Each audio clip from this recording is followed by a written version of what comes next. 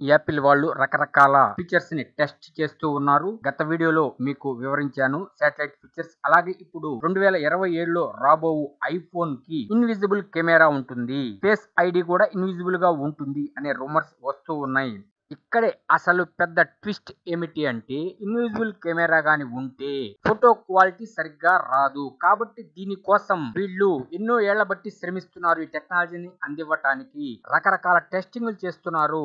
LG ఇన్నోటెక్ company వాళ్ళు దీనికి సహాయం చేస్తున్నారు. అంటే ఇన్విజిబుల్ కెమెరా ఉంటే ఫోటోలు సరిగ్గా రావు, కెమెరా ఇన్విజిబుల్ గా ఉంటే ఫోటో క్వాలిటీ రాదు. కాబట్టి వీళ్ళు ఫోటో క్వాలిటీగా వీడియో కూడా అత్యద్భుతంగా వచ్చేట్లు రకరకాల టెక్నాలజీస్ ఉపయోగించి ఆ యొక్క ఇన్నోవేషన్ ని ప్రవేశపెట్టబోతున్నారు. అంటే ఇన్విజిబుల్ కెమెరా ఉన్నా కూడా మనకి ఫోటో మరియు వీడియో చాలా క్వాలిటీగా వస్తాయి. దీంట్లో ఏ డైనమిక్ ఐలాండ్ ఉండదు, ఏ నాచ్ ఉండదు, కేవలం అద్దంలా కనిపిస్తూ ఉంటుంది. ఇది 2027లో రాబోయే యాపిల్ ఐఫోన్ డిజైన్. ఇది ఒక వండర్ఫుల్ ఫీచర్. ఇక్కడ ఐఫోన్ 20వ వార్షికోత్సవం సందర్భంగా ఈ యొక్క ఫ్రంట్ కెమెరాని లేకుండా ఇన్విజిబుల్ గా ఇద్దాం అనే ఒక ఆలోచనతో ఉన్నారట.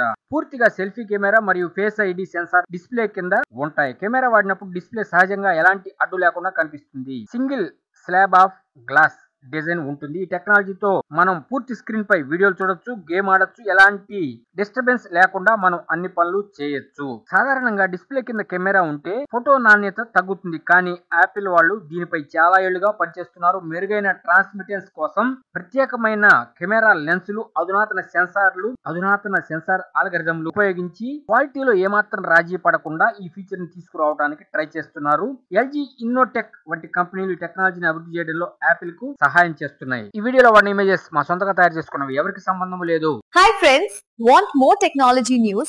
Please subscribe to VKT News YouTube channel.